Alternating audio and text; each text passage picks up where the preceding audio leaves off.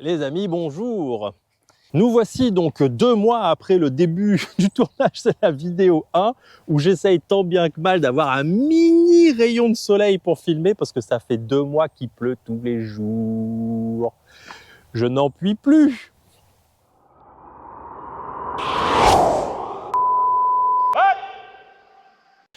Dans la vidéo 1, on a vu 2 chariots qui ne sont absolument pas comparables et c'est ça que j'aime bien, les mettre face à face. On n'était pas en train d'essayer de faire un contre l'autre, c'était plus une présentation de 2 chariots qui n'ont absolument rien à voir et qui nous permettent d'exacerber un peu des critères, des différences que l'on peut avoir pour mettre dans sa liste à nous de critères lorsqu'on va choisir notre chariot. On avait vu certainement le plus cher des Trolem avec le inox et le moins cher des Motocaddy avec le M1. On avait conclu que le M1 était un chariot bien né, mais je trouve qu'il y a mieux que le M1 chez Motocaddy. Et je vous présente aujourd'hui, en début de cette deuxième vidéo, merci encore d'avoir continué ce parcours initiatique dans le monde du chariot électrique, dirons-nous. Je commence cette vidéo avec le Motocaddy M1 DHC. Alors on sait que c'est un DHC parce que c'est écrit ici, voilà. Et aussi parce que les roues sont un peu plus épaisses, un peu plus larges. Toute petite parenthèse sur la gamme Motocaddy qui existe aujourd'hui. Aujourd'hui, chez Motocaddy, on part du M1 jusqu'au M7. Alors, il y a des S aussi entre-temps. Je vais juste focaliser sur la série M parce que je trouve que l'intégration des composants et le fait que la roue avant se plie et que les roues arrière se rentrent et font que le chariot soit extrêmement compact fait que, en fait, si ce n'est pas un M que vous achetez chez Motocaddy, ça ne sera pas si différent que ça du reste du marché des chariots. Or, le M, lui, est un peu particulier. Donc, pour en revenir à ma parenthèse, chez Motocaddy, il y a donc le M1, M3, M5, M7. La différence entre le M1, M3 et M5 va se situer essentiellement sur ce que l'on voit au niveau de l'écran, qui est là. Sur le M1, on a la batterie, la vitesse, à peu près tout. Sur le M3 et le M5, on commence à avoir un GPS, on peut uploader des parcours sur son chariot, on peut savoir où on est sur le parcours, on peut savoir à quelle distance on est du trou.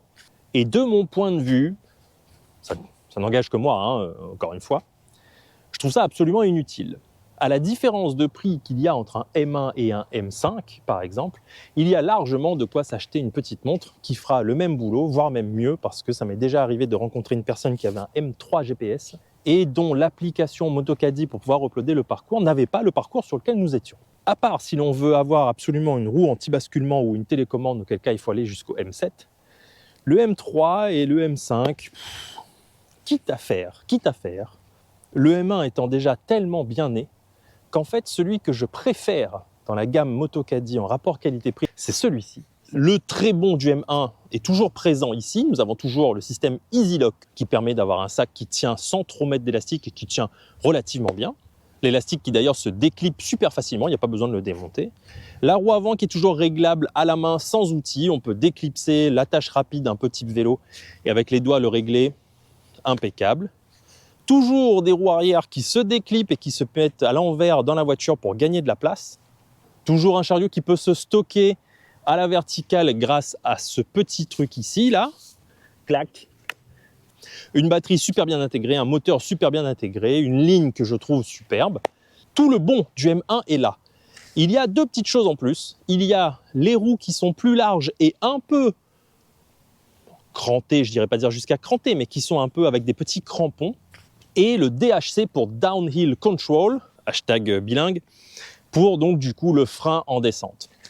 Là, on commence à se rapprocher du chariot d'entrée de gamme avec un tarif assez raisonnable, presque parfait. J'aime beaucoup, beaucoup ce chariot. Et vu que l'on est en train de parler de coup de cœur, passons à mon deuxième coup de cœur, qui lui est un peu un complément de ce M1 DHC. Nous sommes à ça d'avoir le chariot qui, pour moi, semble être le chariot électrique parfait.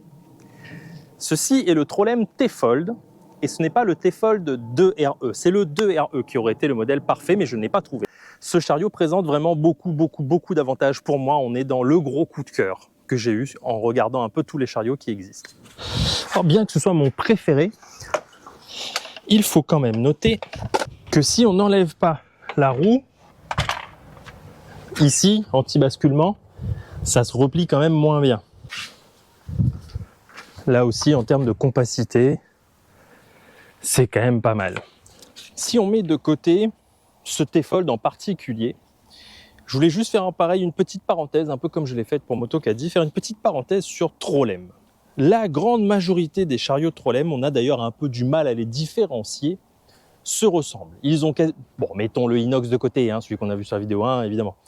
Sur les Trolem classiques, ils ont tous un petit truc ici pour mettre sa carte, hein, voilà, ici pour mettre sa gourde, et là un petit filet pour mettre un peu son gant, ce qu'on veut. Le moteur est visible, il est en plein milieu, il est là, ça fait, j'irai pas jusqu'à dire disgracieux, mais en tout cas c'est moins bien intégré.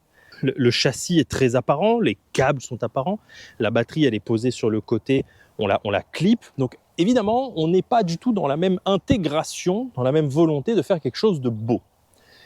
Par contre, le fait d'avoir tout apparent, d'avoir tout disponible, d'avoir tout facilement accessible, fait que Trolem, en règle générale, fait des chariots extrêmement réparables. Et aussi, l'autre petit truc qui est sympa, c'est que comme la batterie elle est juste posée sur le coin, et ben en fait n'importe quelle batterie de Trolem va sur n'importe quel Trolem. Donc il n'y a pas un modèle en particulier où il faut faire gaffe. Du moment où la tension est équivalente, on peut y aller. Pour la réparabilité, pour le fait qu'il y ait un SAV dans le nord de la France qui est absolument exceptionnel. Alors certes, c'est moins joli, il y a toujours moyen de contrebalancer le fait que le chariot soit moins joli en prenant un chariot avec des fleurs dessus par exemple. Alors en conclusion de ces deux vidéos, on a vu qu'il y avait plusieurs critères à prendre en compte lorsque l'on va choisir son chariot électrique. Il y a un critère évidemment de beauté. Est-ce qu'on veut un chariot qui soit bien intégré ou est-ce qu'on s'en fiche un peu? Il y a évidemment un critère de frein. Est-ce qu'on veut un frein dans la descente? Et il y a aussi son pendant, est-ce que l'on veut une roue anti-basculement? Ce sont des critères forts qui vont vraiment faire pencher votre balance vers tel ou tel chariot. Il y a aussi un critère de compacité à en mettre en face avec un critère de praticité, si je peux dire, un peu comme on a vu avec le inox, où il est vraiment très compact. Par contre, à l'utiliser, il faut toujours être en train d'enlever une roue, deux roues, démonter le châssis, remonter.